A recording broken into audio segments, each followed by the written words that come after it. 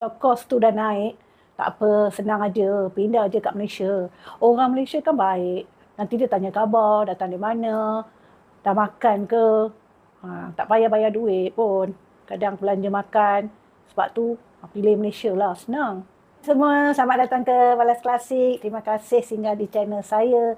Harap semua baik-baik sahaja ya. Hari ini kita nak cakap pasal satu blogger yang berasal daripada Australia. Dia pernah datang sini, tak tahulah beberapa kali dengan keluarganya. Lepas dia datang, 2 tahun tu dia round-round kat Malaysia. Lepas tu dia pergi semua negara di Asia Tenggara ni. Dia dah selidik semua. Last dia pindah jual barang dia semua di Australia dan masuk Malaysia. Duduk di sini di Penang. Lagi satu poin yang penting dia cakap tu pasal arak lah. Dia kata Malaysia ni negara Muslim. Jadi kita pun adalah arak ada tapi di tempat-tempat tertentu sahajalah. Bukan macam di negara-negara barat kan. Dia orang ada berpesta-pesta dengan arak ni dan mabuk-mabuk kan. Dia kata kalau dah pukul 8 malam tu, tinggal orang yang minum-minum aja ada kat luar dan sebab mereka mabuk-mabuk tu berlaku pergaduhan. Kalau mereka nak bawa keluarga berjalan bersama anak-anak malam tu tak selamat. Blogger ni dia dah kenal sangat tau perangai orang Malaysia sebab orang Malaysia ni suka tolong. Kalau ada apa-apalah kejadian semua orang berebut nak tolong. Yang itu dia dah suka sangat dekat Malaysia pasal itulah. Kalau dekat Australia tak ada tau. Kalau nak pergi tolong pun, kalau silap-silap tu, kita pula yang kena saman. So after we shared our story on why we decided to give up on Australia and sell everything we own and move to a different country, a huge amount of you have asked, why did we decide to settle in Malaysia and more specifically Penang, which is where we are today? So let's get into it. So for those who don't know who I am, my name is Jimmy. And myself, my wife, and our 2 kids, we left Australia 2 years ago and we've been traveling ever since, and we've decided to settle here in Penang. And we have a whole bunch of reasons on why we did that. And if you subscribe to the channel, you can find out more about that. So why Malaysia? Out of all the countries in the world we could have come to, why Malaysia? Well, it's quite simple, really. I personally think Malaysia is one of the best destinations for families specifically. Now, it depends on what you're looking for. Obviously, if you're looking for the party vibes, if you're looking for the red light districts and things like that, Malaysia is not for you. But if you're looking for a destination that's really family friendly and has a heap to do as families, where you're never going to get bored, Malaysia is the place. Now, obviously, Malaysia is a big country and it's a diverse country. It's got a lot of different places you can settle. And we've pretty much explored everything except for the East Coast. So we've been to Borneo, we've been to Sarawak and Sabah, we've been to JB, which is next to Singapore. We've obviously been to KL, we've been to Ipoh, we've been all over the place. And like I said, we decided Penang was the place. But before I get into why Penang specifically, I want to talk about why we chose Malaysia over Australia. Okay, so the first reason, which is effectively the elephant in the room, cost of living is really good here in Malaysia. As of recording this right now, for every Australian dollar, you get 3 ringgit, which is the currency here in Malaysia. And that arbitrage allows you to live a quality of life over here that you may not been able to achieve in your home country. So for us, for instance, it costs us $2,250 a month to live as a family, doing pretty much everything. We don't miss out on much. We live in a beautiful place. We have a car. We go out and do sports. I do Muay Thai 3 times a week. The kids do sports every single day. We go out and have dinner twice a week. We go out and have lunches.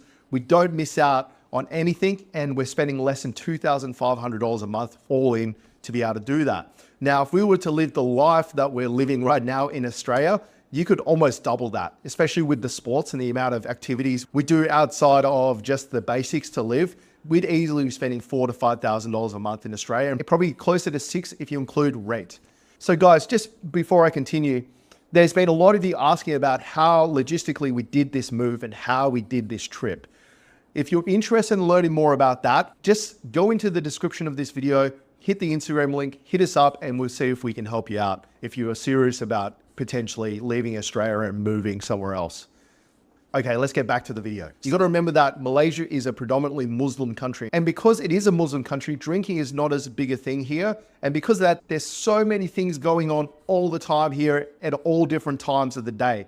So in every mall, every weekend, there's some activity happening inside the malls. There's like events running for kids. There's events running for adults. There's fun runs happening all over the place. There's so much happening here because, quite frankly, without alcohol, people have to entertain themselves some other way.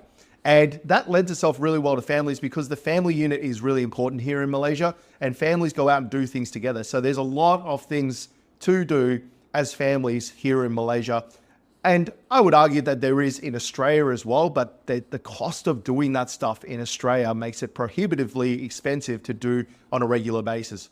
And the thing is with a lot of the activities here in Malaysia, if they're not free, they're quite affordable. So it means you can go and do more things as a family. And that's one thing we absolutely love about Malaysia. Now, the next reason we settled on Malaysia over all the other places we've been to that we could have settled down in is safety.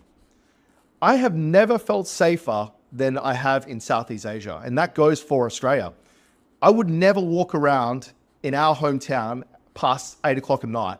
I would never walk around. I would always drive because you never know what druggo is around the corner. You never know what homeless dude is going to bash you for your wallet or your phone. I was always worried about that. I'm a big guy too. I'm 115 kilos and 6'2". And I do Muay Thai. I know how to defend myself. But I was always scared of that because it doesn't matter how well you fight. If someone pulls a knife on you, it doesn't matter how good you are at Muay Thai. It's irrelevant.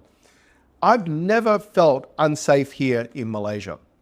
And I don't know whether it's a cultural thing. I don't know what it is. Because there is petty crime here. There's theft. There's all the stuff that you get in any big country. But I just feel a lot safer here. And I think the reason for that is that there's activity at all hours of the night. If you look out my window at 11 o'clock at night, there's still families walking around. There's still couples on the beach. There's people doing things. And because of that, there's less serious crime. And because there's no alcohol, there's less alcohol-related crime here, which is a big thing. I think also too that there's a cultural aspect and the whole face thing of Southeast Asia really sort of lends itself to, for the sake of your family, you don't want to be caught committing a serious crime like rape or, you know, any crime for that matter, because they'll parade you along the streets and your family will be shamed.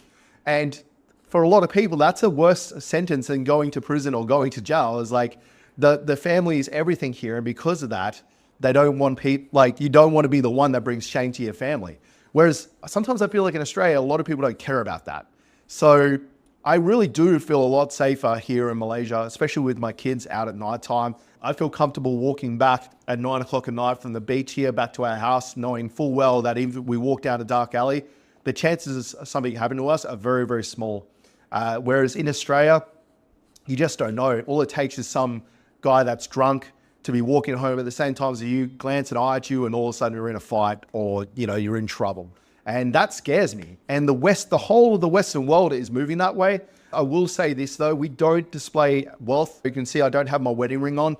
We don't display wealth. I don't have a nice watch. I don't have my wedding ring on or anything like that. So maybe we don't attract as much attention as other expats. So the next reason we chose Malaysia to settle over everywhere else we've been to is the climate. Malaysia is actually a reasonably stable country from a geography perspective. There's no active volcanoes. It's not on the ring of fire like the Philippines, especially. There's very few natural disasters that happen here except during monsoon season when it floods. So that was a big tick for us because the worst case scenario for us is we're in the Philippines and all of a sudden a big volcano erupts or there's a massive monsoon that washes everything out. Obviously in Australia, we're very lucky we don't have that kind of thing. So I wanted to make sure that my kids were safe and we're going to a country where the geography risk was low. I would also say that Malaysia has some of the cleanest air in Southeast Asia. Now, it's not as clean as Australia, admittedly, but it's very clean relative to the rest of Southeast Asia. There's some places in Southeast Asia where you can't even open the windows. Whereas unless Indonesia is burning or unless there is burning happening around, the air quality is not due to pollution. It's mainly due to people burning things off, like big plantations and things like that. Unless that's happening, the air quality is generally pretty good. You might lose a few days a year due to air quality, but the rest of the time is like this, crystal clear. I don't necessarily know why Malaysia's air quality is so much better than the rest of Southeast Asia. It might be location. It could be the fact that there's only 30 or so million people in Malaysia. So it's population-wise, it's a lot less than, say, the Philippines, which has about 100 million. That could be the reason as well. I would say the next thing about Malaysia that we really like is that the whole vibe here is really nice. And look, to be fair, the rest of Southeast Asia is like this as well. And I know that sounds terrible because there is a lot of nice people in Australia, but like... Tahu tak, kalau dekat negara barat tu, kita tak boleh panggil orang auntie, uncle macam tu tau. Kalau kita tak ada tali persaudaraan dengan dia, kita tak boleh panggil dia macam tu. Kita kena panggil dia namanya. Misalnya nama dia John, kita panggil dia John aja. Kalau kita cakap Mr. John pun boleh lah. Tapi dia orang lebih suka kalau kita panggil dia John. John, how are you? Macam tu tau. Tapi bukan macam dekat Malaysia ya. Jadi kita kena tahu. Kita kalau tak ada tali persaudaraan dengan dia orang, kita tak boleh panggil dia macam dekat Malaysia. Pakcik gimana? Makcik dah makan ke? Tak boleh. Dan lagi satu, kita tak boleh sebarangan tegur orang di jalan. Like when we went back to Australia for 2 months, I was used to like walking down the street and waving to people and saying hello. In our local suburb in Australia, I would wave and people would just actively ignore me. Now, they're probably going about their day. The last thing they want to do is have to say hello to me. It does take away a bit of the shine when everyone's so invested in their own interests. Whereas here, you walk down the street, I'm waving to people, I'm waving to little kids, I'm saying hello to people, and everyone's saying hello back. You know, we're not having full conversations, but it's nice to know. It feels a little bit more like a community vibe. And I do genuinely feel like everyone is watching out for everyone here. You know, when you're walking down the street, people are keeping an eye to make sure you're okay, and vice versa. Like, there was a lady at the mall who collapsed the other day, and there would have been 50 people around her helping her out, you know, in whatever capacity there was. People stopping cars on the street. It was bedlam. It was almost too many people helping. But look, a few good Samaritans would jump out and help people in Australia, but most people are too worried about the health and safety or the insurance side of things. Same if there's car accidents. There was a motorcycle that had an accident just down here, and the other motorcycles all stopped and made like a barrier around him of motorcycles. Like pretty much as soon as the accident happened, they all just like lined up around him in like a semicircle to make sure that no one ran into him. And there was people in there helping. And when the ambulance came, guys moved their motorcycles out of the way. Everyone's just like kind of looking out for each other. And you know, during car accidents and things like that in Australia, people help out, but there is this genuine fear that you could do something wrong and get sued, whereas Malaysia has the best diversity of food at the balance of affordability as well. Because I would say that like South Korea and Japan, the quality of the food is better there, but you're also paying a lot more for that food. And obviously in Australia, has some of the best food quality in the world, but you're also paying a significant margin for that quality. Whereas here, you get there's a good balance between diversity, quality, and affordability, which is like a little sweet Goldilocks zone because it allows us to eat out more often and eat high quality food more often, not just Burger King or McDonald's. We're eating out at local food courts and getting delicious meals for like $3 a person, $4 a person. Okay, so that's some of the reasons why we chose Malaysia specifically. Now let's talk about why we chose Penang over, say, Kuala Lumpur. Lagi satu point tu, saya pun tak terfikir tau apa yang dia cakap tu. Betul lah. Dia kata, okay, Filipina ada, Thailand ada, semua ada pantai, apa semua ada kan. Cantik kan, dia orang ada semua. Tapi dia kata, kalau dekat Penang tu, pantai dia pun ada yang cantik kan. Tapi Penang ni, kalau berbanding dengan negara-negara Asia yang dia pergi tu, dia kata, pantai ada siap dengan kotanya sendiri. Semua kemudahan ada, macam hospital lah, bangunan-bangunan lah. Dia moden sangat. Betul juga kan? Kalau dia kata kalau kita pergi Filipina tak ada macam tu. Kalau pantai aja. Kalau nak dapat cari benda-benda lain susah sikit lah. Kena pergi jauh-jauh. Kena masuk kota-kota katanya. Dia pilih Pulau Pinang. Dia kata sebab environment. Dia kata kalau dia pernah lah ada dekat Kuala Lumpur pun. Dia kata kalau KL tu tengok orang aja. Dah bosan lah dia kata tengok orang.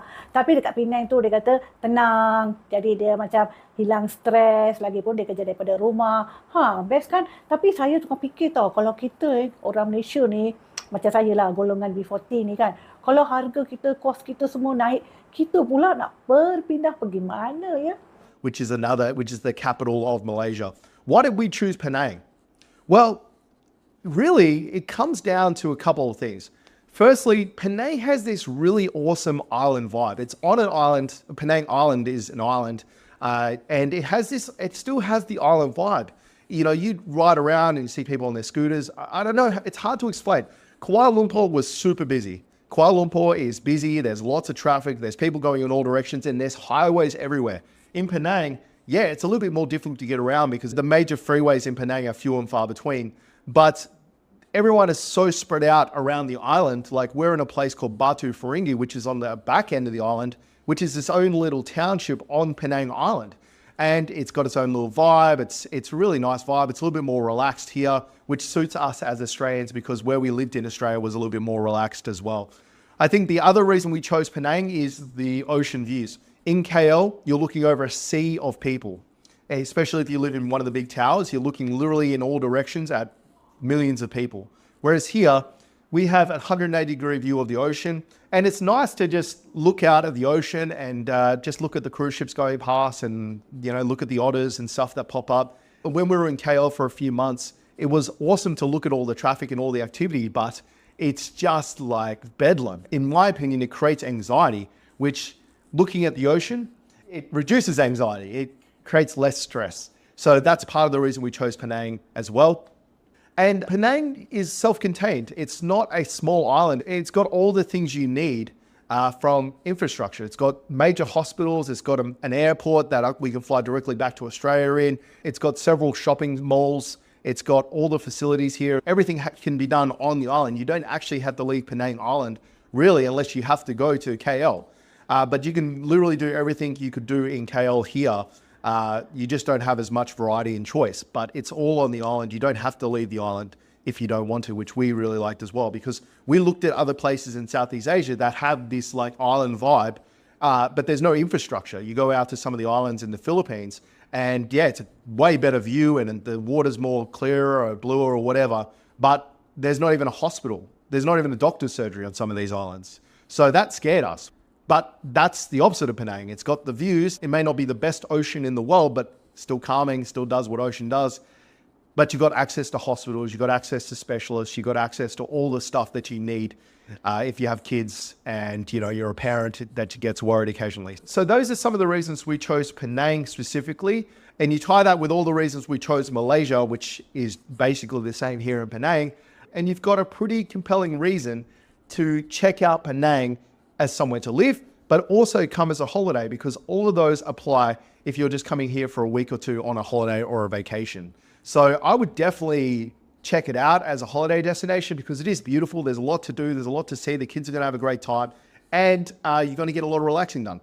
I really get the feeling that when you talk to people, they don't realize Malaysia is a holiday destination. They know of Bali, they know of Thailand, they know of Vietnam. But when you say, oh, have you tried Malaysia? They're like, oh, no, I haven't really thought of it. And I don't know why. It's a beautiful place in the world. And it's got beautiful people. It's got beautiful food. It's pretty politically stable. And the air quality is good. And there's lots of places to visit and see and do. So I definitely think Australians should really consider coming here. It's cheap to fly as well. Air Asia flies out of Malaysia. So you can get really cheap flights, cheaper than Bali a lot of the time. And yeah, just an amazing place to visit. Fakta yang dia sebut lagi satu tu pasal cuaca lah. Cuaca kita okey lah, boleh tahan. Lebih kurang macam Australia jugalah kan. Kalau dari segi geografi tu kita tak adalah ada volcano ke ataupun ada apa-apa bencana yang teruk lah macam negara-negara lain. Melainkan kalau pembakaran hutan terbuka di Indonesia, baru kita dapat jerebu tu. Jerebu kadang-kadang tahap yang bahaya jugalah. Selain daripada tu, tak adalah teruk-teruk sangat kan. Itulah tadi blogger daripada Australia ya. Kalau nak tengok video dia, saya ada letak dalam description tu. Carilah channel dia ya. Dan itulah ya, kita sebagai rakyat Malaysia, especially dalam golongan B40 ni ya, kita nak hidup mewah macam tu pun bukan semua boleh mampu lah ya. Jadi kita di negara sendiri pun tak bolehlah nak hidup mewah tepi pantai, susah kan. Jadi mereka lah yang dapat merasai apa yang kita patut rasalah di negara sendiri. Okey, terima kasih datang ke channel saya Balas Klasik. Terima kasih kepada subscriber dan sesiapa sahajalah yang singgah di channel saya dan support saya. Harap semua-semuanya baik-baik sahaja dan dipermudahkan. Kita jumpa lagi. Bye-bye.